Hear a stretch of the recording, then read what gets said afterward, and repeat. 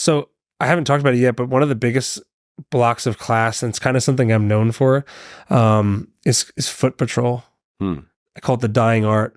Because cops are not getting out and walking a beat anymore. They're not creeping around in parking lots and getting really bad people off the street. They're not making contacts that way. Most criminals are only expecting a cop to be driving in a cop car. Yeah. And if they don't see that, then they think, oh, we're cool, nothing's going on. Yeah. So my guys, what I'm big on, and I've always been this way for many years, is I will park my vehicle in an area where they don't know I'm there. And then I will get out and I will start walking around. It's usually at nighttime, and I'll start walking these apartment complexes, these sidewalks, these motels, businesses, all these areas that they're not used to seeing police. And I'll start checking them, because the good people, the majority of people are good, and they love seeing me and my guys out there and creeping around, because it's a police presence. Because if you're not a criminal, like, you want those police around, especially in high crime areas that we have. And so when we see individuals on foot, we see the same reactions as we do in the car, but on foot. The frozen mode, the panic, they're looking around, telegraphing, trying to distance, trying to put cars between us and them, trying to, slump down in the car, to just all these different things we see. So one story that always sticks out, I have a bunch of them on foot that have been absolutely insane, but one huge one that everyone always asks about is the foot patrol I did at a skate park late at night. So there's this one park in our city, and it's kind of built like a snail shell, where like it wraps around and there's only one way in, one way out to get to this parking lot. And it's got like a 4 or 5 foot berm around it on 3 sides. And then there's a main road in front of it. And so anyone that's in this park, right, can see cars coming and going on the main drag, except for like a half mile down where there's a house and they can't see it anymore. Okay. So I was finding that every cop would just drive off the main road, make the turn, and go here and lap into the parking lot after curfew hours, which is 11 p to 5 a. You can't be in the park after dark. And a lot of crime was happening there, a lot of bad stuff. And so cops were checking these places after curfew, and they were pulling in a way where a person engaged in criminal activity in the lot had ample time to stop doing that thing, right? And mask what they were doing, or just cease it, figure it out, right? So I said to myself, okay, I'm going to go to that park tomorrow night, and when no one's there, and I'm going to sit in the park and watch and like look, and I'm going to look around and see like if I'm a criminal and there's a cop car going, where can I see that cop car to, and where can't I see it anymore? So that I knew when I was in my marked unit, if I was driving down the road, because there's a berm, right? And I can just see over the top and see if there's vehicles in that lot. But any lower than that, you can't see. So I told myself, and I filmed it too, where did my cop car have to make the next turn to double back around and come back around and then park and then creep into the park? And I figured out that there was a street down there where, like, once I'm at the street, they can't see me anymore. They don't know I'm turning around. So I played it cool. I saw a car in that lot there, and it was facing hypervigilance, facing out towards the road to look. And it had both doors open, and it was blacked out, and I couldn't see. And I was like, that's weird, So I go down past where they can't see him anymore to make sure he doesn't know I'm coming. Because if I double back now, they're going to just bounce or stop doing what they're doing.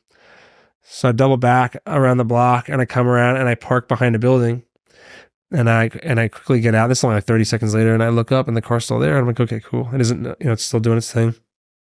So I close my door, lock it, and I start to crouch, and I start to go on like a low crawl, like put my wind in the face and start moving in, And so I low crawl, and I'm putting the horizon of the berm above me, because it's all street lights right there, but there's no lights in the park. Okay. So once I'm in there, I'm cloaked for the night. Right. So I'm stalking in there, and I'm putting trees. I'm putting some trees between me and him, and I know I'm going to be lit up for a little bit until I put the tree between me and him, and he can't see me coming.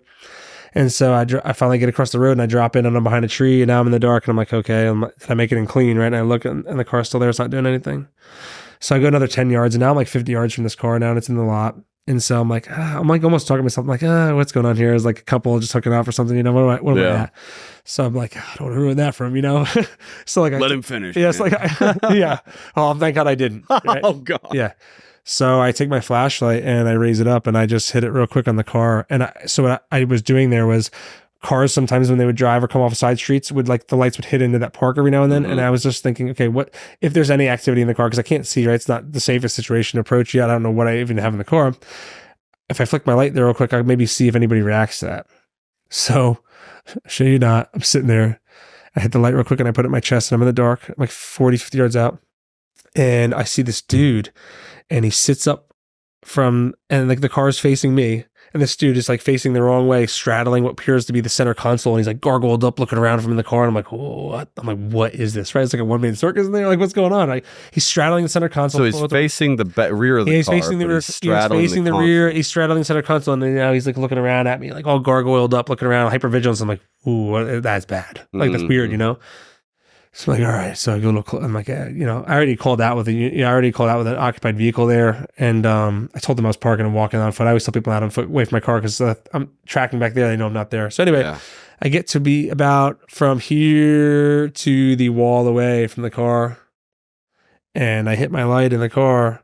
And what I saw, man, I was just not prepared for it. It took me a second to realize what was happening and what I had rolled up on. And unbeknownst to me, right in that moment, I had come upon a rape in progress. Wow. The driver had drugged a male and got him in the car, and had drove him to the park and had positioned him on that seat and wedged his mouth open and was raping him orally on the seat while he was unconscious. It was so bad. I thought the guy was deceased. The way he looked, I thought he was dead. I was like, this is corpse. Like this is one of the worst things I've ever seen in my life. So two dudes. Yeah. And the guy was eyes in the back of his head. Was he dead? He was unconscious. He was just drugged. He was not drugged. consensual. He drug raped. No way. He got date raped in his beer at a bar locally, and then got put in that car. Holy shit. Yeah. And then he got brought to that park, and he was actively being sexually assaulted when I rolled up. I saw it, and I saw it happening. And I was like, at first I was like, oh, these guys are drunk, hooking up. And then I look, I'm like, oh my God, that guy is lights out. Wow. Like eyes in the back of his head. Like, I'm like, and he had no color. And I'm like, oh my God. And then the guy tried to close the door on me, and I ripped the door open, and we detained him. And it took me I had him detained really quickly. And then I started piecing things together, and the guy wasn't coming to him, yelling, he was not coming to him. I'm like, oh my God. You got calling. I'm like, yeah, Sarge, I need you, major crimes, and my dad. I'm like, I need my something like this is horrible. Like, it's so bad. I was like, oh my God, I want my dad. Like, it's dad. It was so bad. I was like, it's horrifying. And then we got major crimes out there, and they interviewed him, and sure as shit, he admitted to it. He's like, it's a game I play in my country called Saka Lamaka or something like that. And only one person's playing that game. Where the hell is he from? He's from. I want to say he's from Guatemala. I want to say, Guatemala. Shit. And so like he admitted to that, and we went to trial. And he's convicted and deported over that on-site sexual assault. One of the only ones I know in history ever. But the thing is this, I tell guys, like, get out of your car and walk, do your homework, put eyes on stuff, like do off the wall things for off the wall results. If I just drove into that parking lot, like every other cop that I was seeing doing a check, sure, he would have had time to dismount, because this dude had elastic shorts on and everything. I don't even know how many times this had been done. Right? He had a polo on and elastic like skivvies, like just to be able to move down. And he was in uniform. Yeah, it was weird. The whole thing was whatever crazy. The hell that game was. Yeah, not good. And so if I had driven in that parking lot like every other cop, he would have dismounted, and I would have rolled up, and I would have probably thought I had two guys in a relationship, and one was just way more blacked out than the other. I'm like, hey, you guys need to go to ride and get out of here. Right. And we've heard serial killer stories just like that. Oh yeah, Dahmer.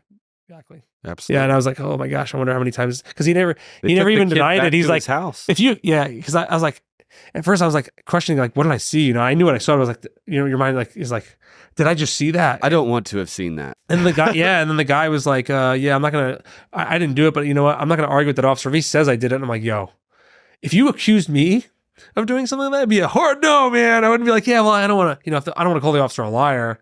That's where I don't want to be rude. And then he copped to it, and hours later, that guy finally came to, and what was his response? He didn't want to believe it, and he was like, no way, because he's from a different country and had a family and kids and everything like that, and I think culturally he didn't want to accept that, because there's some cultures handle that thing a lot differently, even if it's not consensual. Yeah. And he just was he didn't want to believe it that it happened. I wouldn't want to either. Yeah, and the guy still had drugs in his pocket. Nope. This is just strep throat. That's why my throat hurts real bad. Yeah, he only remembered ever having one beer ever. Wow. And I guess that's all it takes if they put something in it. Yeah, it's terrifying.